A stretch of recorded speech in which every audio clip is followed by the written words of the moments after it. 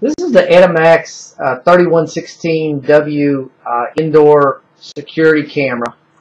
I want to show what's in the box here. Besides the camera, you of course got the wall power supply, the instruction manual, a CD containing the surveillance software, and a better instruction manual than what they provide, an Ethernet cable, and the mounting hardware. These are Edimax for these cameras these are considered budget level cameras. Again, they're for indoor use. You can't put them outside.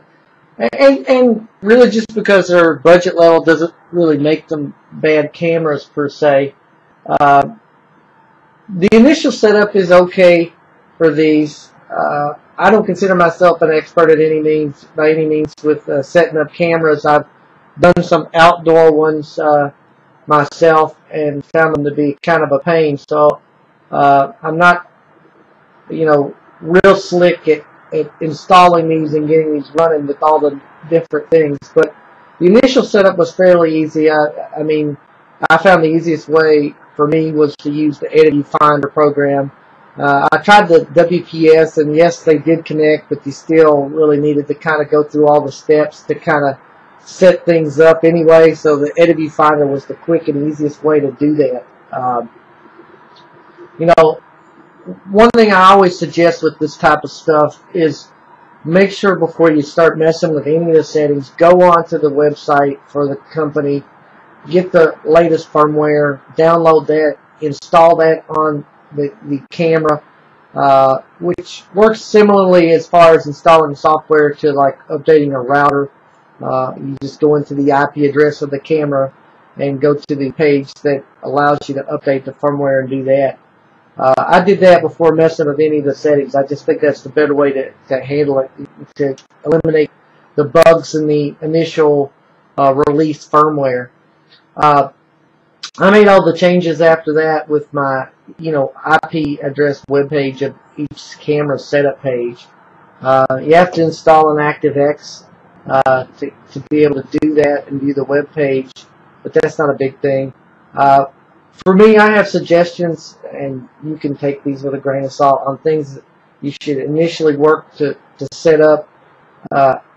First thing is change your default password for security purposes. You don't want to have the default password. Somebody can access these via IP and access your cameras via that default password. So change that. Change your date and time so that it matches. Mine was set by default to London time, so you should change that to match whatever time zone you're in. Enable your motion detection if this is the purpose of what you're trying to use it for. It's off by default for these cameras, which I don't understand why that is, but it is. Set up your event alerts if you want those to be alerted by email. So, these are some of the important features that you should probably deal with first. These aren't as feature-rich as the professional level cameras, as you call them, but they have a decent amount of setup options for this type, for a budget camera. My first thing was I tried, with the Edimax Android app on a tablet, and it was fairly easy to set up. You just install the app on the tablet, find the cameras, click and add them, and that's it. I'm still new to the app, so I'm still playing around with it, but I didn't find a way to set up like a multiple screen for multiple cameras. It seems like you can only view one at a time. You have to swipe between the two. I don't know if that's just me not finding the setting or whether that's just not in the app, but if it's not in the app, it would be nice if they add that to the app to be able to view 2 or 4 screen cameras. The clarity of the picture is actually pretty decent through the app and through my tablet. So the one thing that lets me down with these cameras, and maybe I expected too much for a budget level camera, is since I already have a security camera set up here with a server, I wanted to add these into the recording software I'm using for my Hikvision cameras, and unfortunately these cameras are not ONVIF compliant and won't play with anything other than its own software, which is disappointing.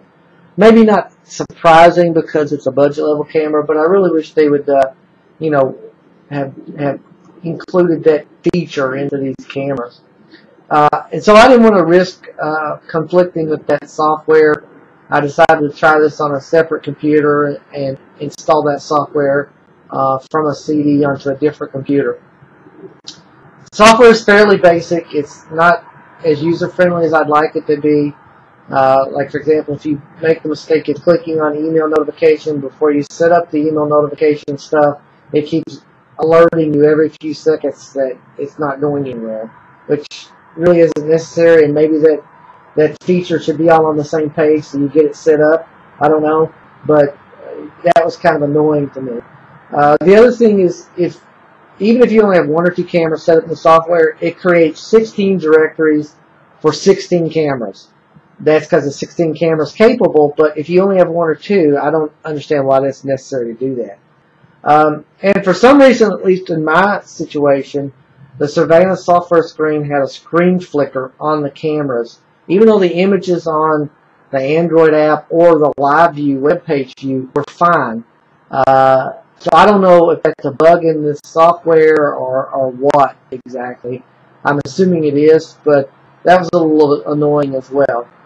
Other than that, though, the video and the images are decent for a budget camera in both day and night condition. Again, this is a budget level camera, so I don't have high expectations, but it's passable for this level of camera.